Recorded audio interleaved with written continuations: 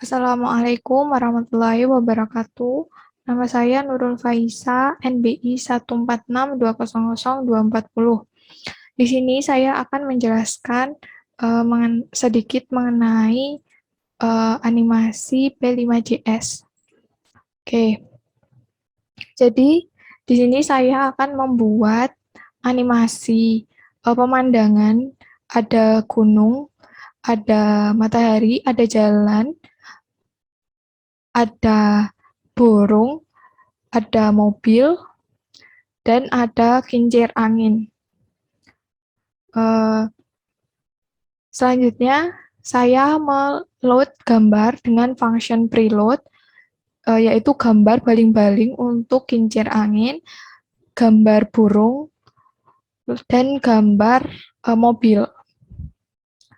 Lalu di sini saya membuat kanvas berukuran 600 kali 500. Di sini saya mendeklarasikan gunung 1 sampai dengan 4, matahari, jalan ini gerak untuk mobil, lalu terbang ini gerak untuk burungnya. Frame rate-nya 20 dan XY di sini saya gunakan untuk perpindahan interaksi antara animasi gambar dengan mouse. Lalu ada function draw. Di sini saya menggunakan background biru. Ini saya gunakan untuk awan. Lalu di sini saya mendeklarasikan burung ini saya gunakan untuk drag-nya. Jadi nanti ada dua burung, satu burung yang terbang dengan animasi dan satu burung dengan mouse drag-nya. Lalu di sini animasi ini adalah function animasi. Jadi di sini ada gunung dengan saya membuat gunung dengan elips. Lalu untuk geraknya, gerak animasi gunungnya. Lalu membuat jalan untuk mobil, jalan mobilnya. Lalu ini cycle untuk matahari dan gerak mataharinya. Terus car, mobil ini saya resize karena mobilnya terlalu besar, dari gambar itu terlalu besar. Lalu ini deklarasi untuk load gambarnya, jalan ini untuk geraknya. Jadi ini jalan untuk gerak mobilnya. Lalu ini bird, burung lagi. Jadi seperti yang saya bilang tadi, ada dua burung, yang satu terbang dengan animasi, ini gerak, animasi gerak, yang satunya lagi dengan mouse drag. Oke, lalu selanjutnya ada transformasi. Nah, transformasi di sini dengan deklarasi posisi X dan posisi Y.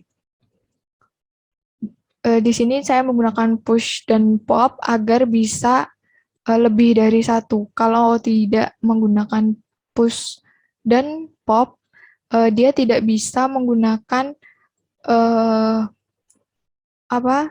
fungsi ini yang sama, walaupun posisinya berbeda, itu tidak bisa digunakan. Jadi kita menggunakan push and pop karena kita menggunakan translate dan rotate.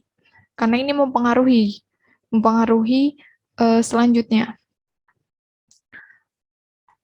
Lalu di sini saya mendeklarasikan rectangle dengan posisi X dan Y, variabel dari atas. Lalu translasinya saya tambahkan 5. Rotasinya saya menggunakan 0,01 dan radian 60. Terus ini image mode center agar baling-baling itu bergerak di tengah saja, berputar, berotasi di porosnya. Lalu baling-balingnya saya resize dengan ukuran 80 kali 50. Di sini untuk deklarasi atau untuk penempatan baling-balingnya. Jadi image baling-baling 0,0. Karena kita sudah menggunakan translasi dan juga rotasi. Lalu selanjutnya ada teks. Function teks ini saya gunakan teks biasa untuk papan peringatan hati-hati. Jadi ada teks align center, ini untuk agar teksnya itu berada di tengah. Lalu text size-nya 15, ukuran teksnya 15. Lalu tulisannya. Dan ini penempatan tulisannya. Selanjutnya ada mouse press. Di sini mouse press itu saya gunakan mouse X, mouse Y dengan ini if D-nya dari sini radius. Ini radius saya deklarasikan di atas, jadi radiusnya 30. Radius 30, shape move true, dan else-nya shape move false. Jadi kalau berada di radiusnya, itu bisa dipindahkan, bisa ditekan, atau bisa dipindahkan. Kalau tidak berada di radius ini, maka ya tidak bisa berubah, tidak bisa ditekan. Lalu saya juga menggunakan mouse release dengan shape move false. Lalu ini yang saya gunakan mouse drag. Jadi jika ada perpindahan, itu X atau Y-nya itu sesuai dengan mouse kita, mouse X dan mouse Y. Oke, saya akan mencoba running program. Nah, jadi yang seperti saya bilang, ini adalah burung yang bisa di-drag atau burung yang bisa digerakkan sesuai dengan mouse kita. Lalu ini adalah burung yang terbang menggunakan animasi. Ini kincir yang bergerak dengan rotasi dan translasi. Dan ini animasi. Gunungnya juga animasi.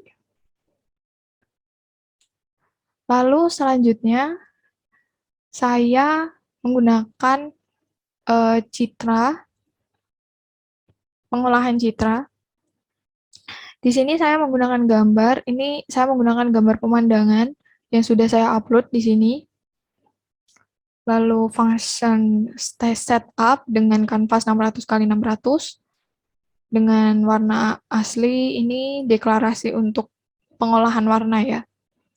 Lalu di sini gambarnya saya resize menjadi 300 karena kanvasnya kan 600, jadi saya bagi 4.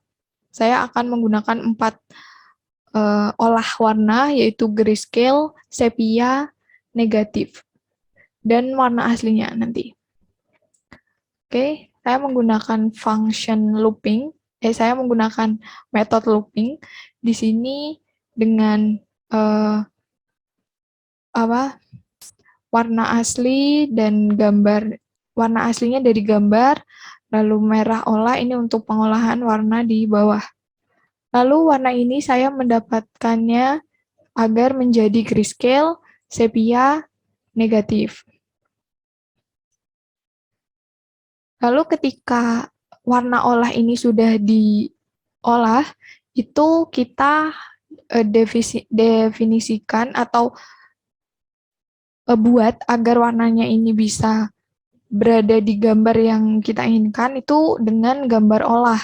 Jadi di sini kan kita sudah mendeklarasikan load pixel. Nah, di sini kita meng-set warna yang kita mau kayak gitu. Jadi karena ini kita warna satu itu adalah grayscale, warna olah satu itu adalah grayscale, maka gambar olah satu itu kita set menjadi warna olah satu, yang berarti gambar olah satu ini kita ubah menjadi grayscale. Sama seperti yang lain, kita ubah menjadi sepia dan negatif. Lalu saya juga menggunakan tag dengan size atau ukuran 40 agar bisa dapat dibedakan mana gambar asli, grayscale, sepia, dan negatif. Oke, baik, saya run.